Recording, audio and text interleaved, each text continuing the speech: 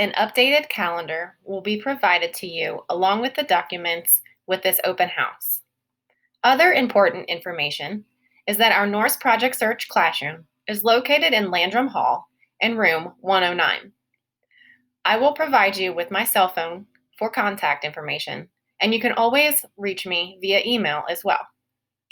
To give you an idea of what your day will look like when you are on campus, arriving to the classroom around 7:30 after you are dropped off, and we will begin instruction at 7:45. We will go for an hour in the morning, so 7:45 until 8:45, and then we wrap up for the morning, and you are to report to your internship site at 9 a.m. You will be given breaks while at your internship site, as well as a 30-minute lunch break. Your lunch break could be taken while at your internship site with your staff, or if time allows, in the cafeteria in the student union.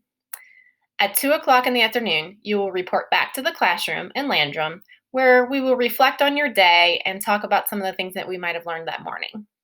At 2:30 in the afternoon, you will depart campus from the Steely Library Circle or at the bus stop.